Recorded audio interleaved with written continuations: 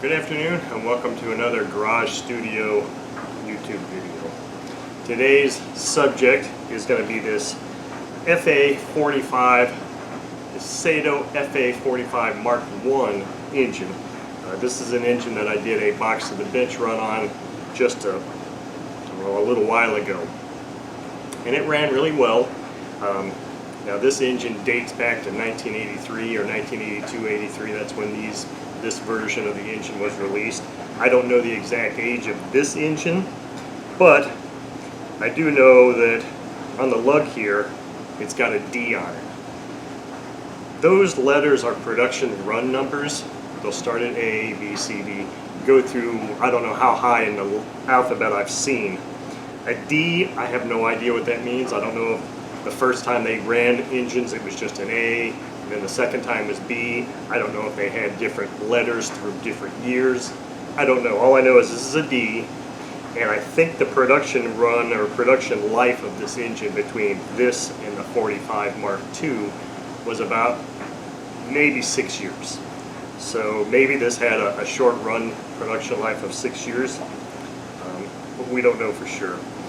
But anyway, this is a really nice engine. It's a little bit dirty, and it did have sound like it had some bearing issues, which I'm sure these are probably the original bearings. I'm not 100% sure on that. You really can't be 100% sure on used engines. But it did have the sound of bad bearings. So I am going to disassemble this engine, put it in the ultrasonic cleaner and clean. Now this may be a multiple part video series, maybe several parts, because they tend to get kind of long. The other thing that I thought was interesting about this engine, I'm not sure if my camera's going to want to focus on that or not, but there is an engraving here on this lug. There's some numbers there, and I took a good picture of it, and I can show you that too, but very clearly the initial CLM, and above that it looks like the numbers 117 something. So I don't know what that means. All I know is it's rather interesting because seldom do you see engines that have engravings or initials or anything like that on them unless it really meant something to whoever put that on there. So I think that's kind of an interesting thing. So on the table here I've got the engine and what I believe are all the tools I'm going to need to do this. So let's just get right down to it and start disassembling this engine. Now this engine, I'm going to ramble as I do this just to try to give you some historical information on this engine. I don't know that I recall exactly what the seller told me about this engine, if they told me anything, but the Mark I engine, like I said, 1983, this was prior to Saito making the head a single piece. This is a two-piece head. So let me go ahead and I got this damn magnets on there. I'm going to keep that off to the side. Let me go ahead and just pull this carb off first as normal.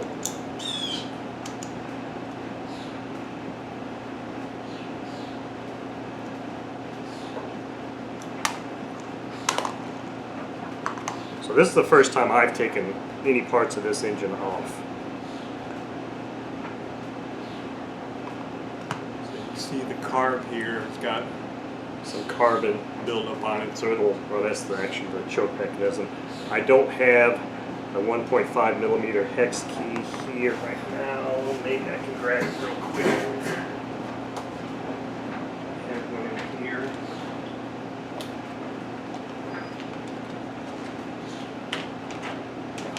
I think that's what this one is, but I'm not entirely sure. Yes.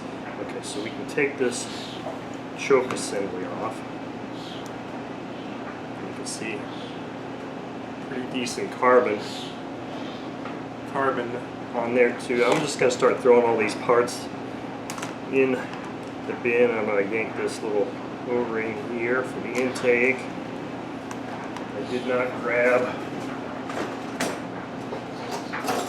my nut driver to pull this plug. Wow, I don't remember torquing that plug that hard, but maybe I did. Because this was a plug that did not come in the engine. This is a K&B 4-stroke plug. I have kind of a shortage of OSF plugs, plus that was a loose plug, so I figured I'd just use it.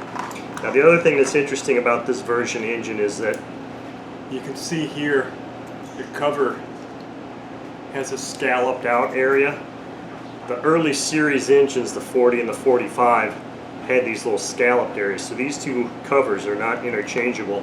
And the other thing they featured, which I hope my camera can sit and focus on, is cross-point screws. That's the only, these early models are the only ones that you're going to see that have cross-point screw fasteners in the rocker covers. Wow. It's very, very clean. I've done nothing to this. I mean, this could be an incredibly low-time engine for all I know. All I know is the compression was decent when I first got it. When I put 3 drops of oil in the glow plug port, the compression got substantially better. My other camera is pretty high, mounted pretty high, and I keep looking at the LCD screen to see if things are in focus. So I'm hoping you can see how clean and tidy that really is. The other thing that I didn't get out yet is I need to find the screwdriver that I've got specifically for my rocker arms. So let me try and find that real quick.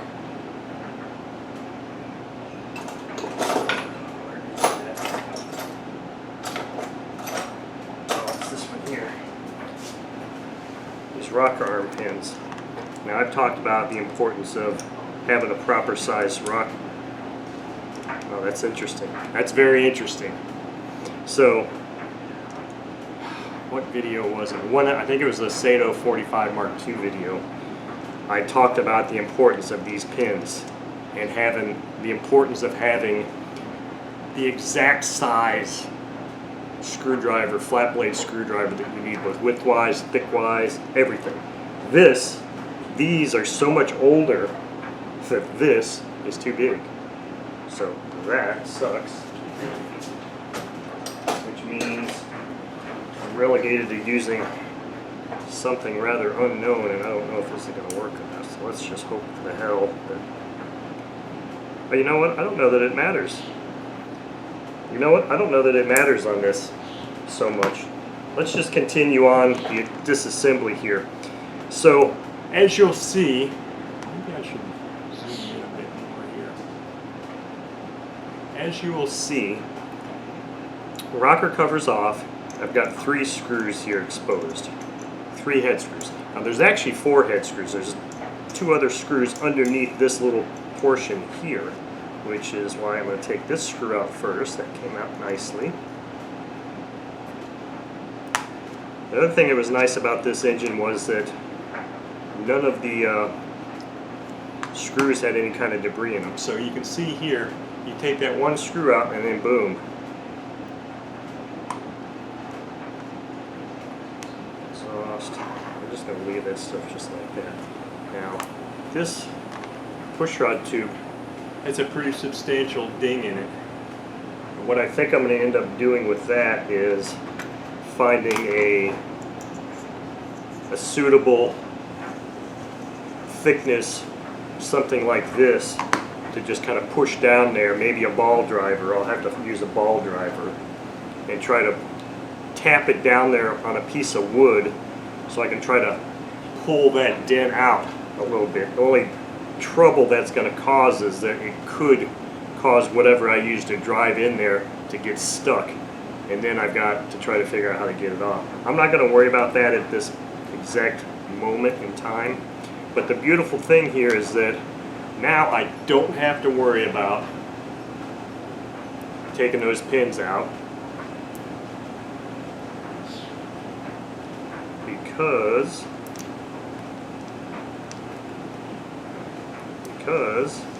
it's just not an issue for getting the valves off if I need to drop the valves, which I don't know that I will.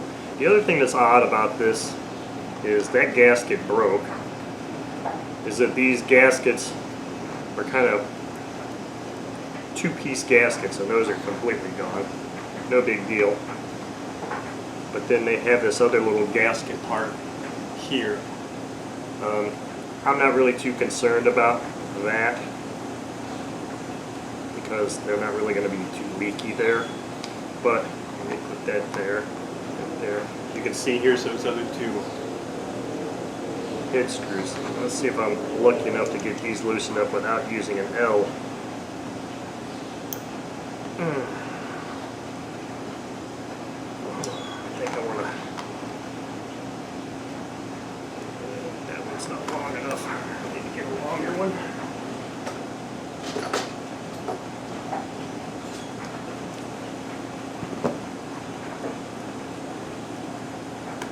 Make sure I got full engagement.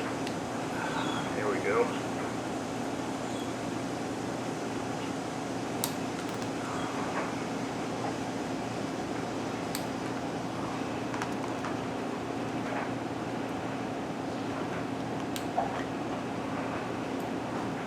Okay, now that'll be used for head.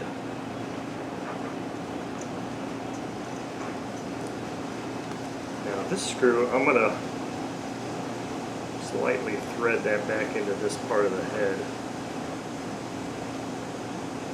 Maybe.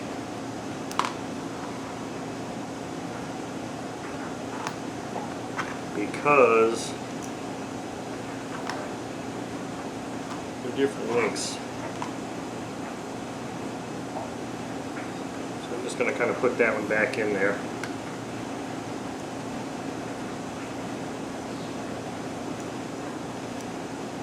So here's where this could get interesting. Let's see if these two. Okay, so those front and rear head screws look like they're the same length. That's fine, that's good. So that shouldn't be an issue there. It should be pretty easy to tell. That'll be the only screws that long, for sure. Oh, look at that. Let's put these here for now. Okay, so the other thing about this engine is that there's a reveal on the valves. They look really nice.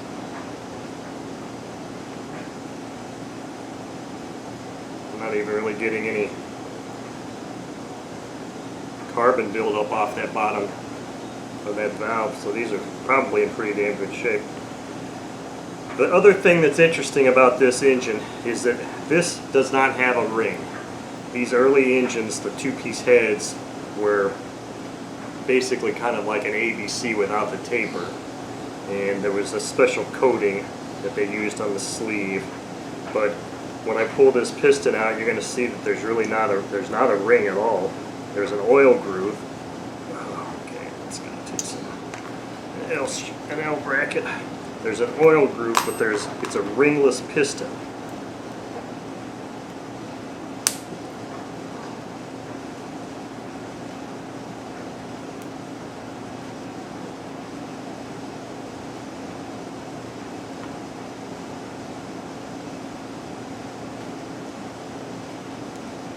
Wondering, okay, so here's how you can tell which way is which. The Saito 45 shows this side. I want to make sure I don't reverse that cylinder when I put it back on.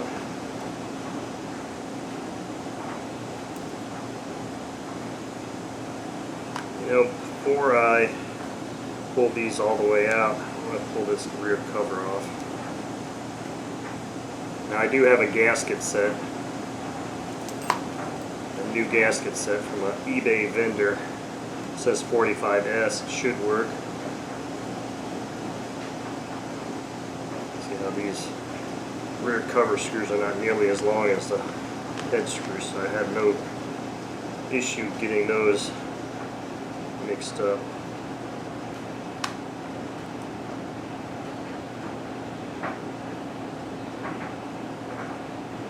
The only issue I might have is getting this rear cover off, because with this single mount, you don't want to go putting too much pressure on that, because that tended to be a weak spot on these things. Okay, so here we go. So luckily it came right off, as you just saw. Ta-da! Here's what it looks like inside. Now this is probably all from the run I just did, or at least a lot of that.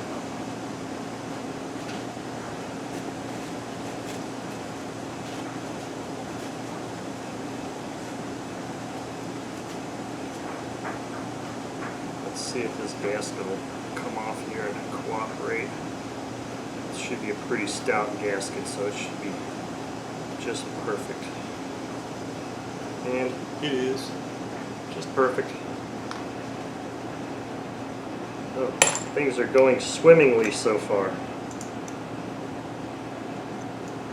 Let's pull one of these screws out and see how long this is compared to a cover screw.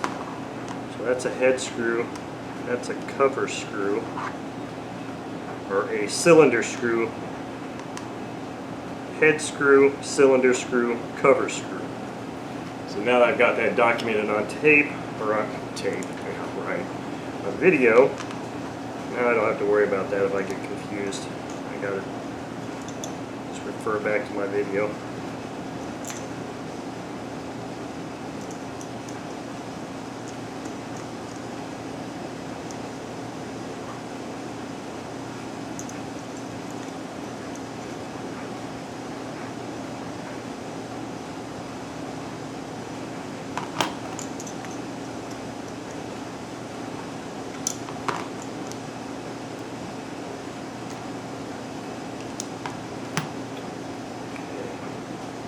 Before I do anything else, I kind of want to get those screws out.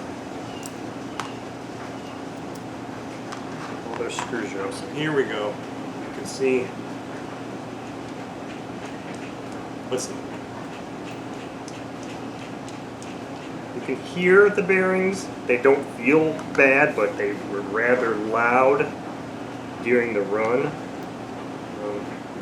So let's pull this guy out. So here's something also different for more modern Saitos. This has those little circlips retaining the piston pin as opposed to the little Teflon end caps. Here you can see the oil groove.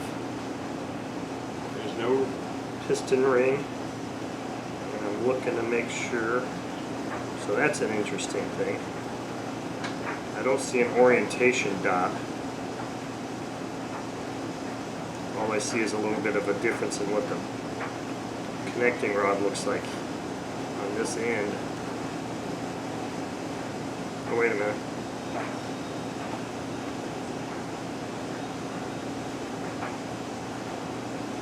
I don't see an orientation. Obviously, there is a proper orientation of this connecting rod. That's chamfered in. That part's chamfered. So that's the part that goes towards the front of the engine. So there's your orientation. Many times with these connecting rods, either Enya or OS or whatever, most will usually have some sort of a mark denoting the front of the engine. Some do not, so then you have to look for the chamfer, and the chamfer will always face the front. So let's put that in there. Here's our cylinder sleeve. It's got some caramelized on there. I could just go ahead and put that in the, start putting this in the ultrasonic. I'm not going to drop these valves. I'm just wondering about these little portions of the head gasket here, because these will definitely not survive.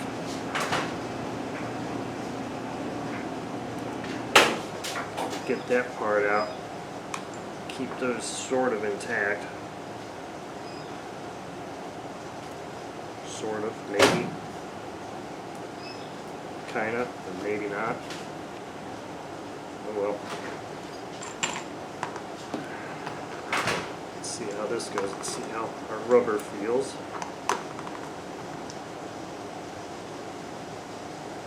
Rubber feels pretty pliable, so in theory, this could be a 39-year-old engine, and that rubber still feels really good.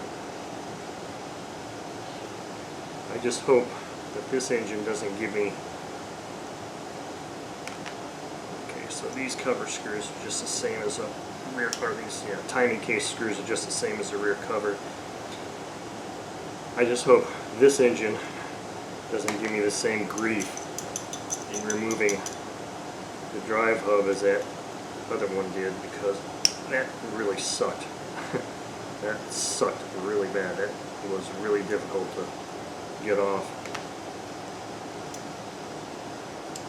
And no, I'm not going to make a video showing that, because there could be a lot of bad words in that video.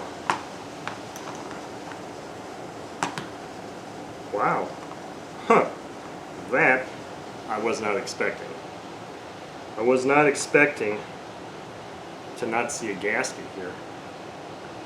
I'll have to go back and check the review article, but I was of the impression that these always had a gasket. This clearly does not have a gasket there at all, which is, I think, is unusual. So, there's the disassembly of this engine. About the only other thing I can try to do here. See how I didn't bring my punch set out. I don't know how willing that thing is going to be. Wad this up.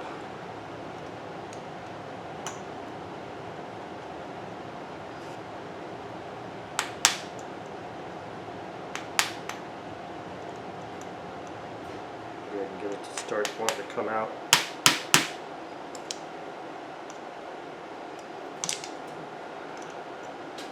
It may need to be heated up.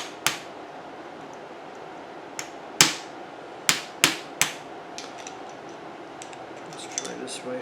Otherwise, I'm just going to throw it in the ultrasonic like it is, and it doesn't look like it's wanting to move at all. So I'm going to have to go put this in my wood vise and get a punch and punch it out, which is not obviously something I can do on video here. And I'm also not going to do this on video either, because that could get kind of problematic. But anyway, so that's the disassembly and some of the features of this engine. I don't know if I'll do a reassembly video of this. I may just put it all back together and run it again. This is an engine that I probably might keep, just because of the age and rarity of it and the fact that it's engraved. But there's your disassembly of a Saito FA-45 Mark I circa 1983 39-year-old engine. Thank you for watching.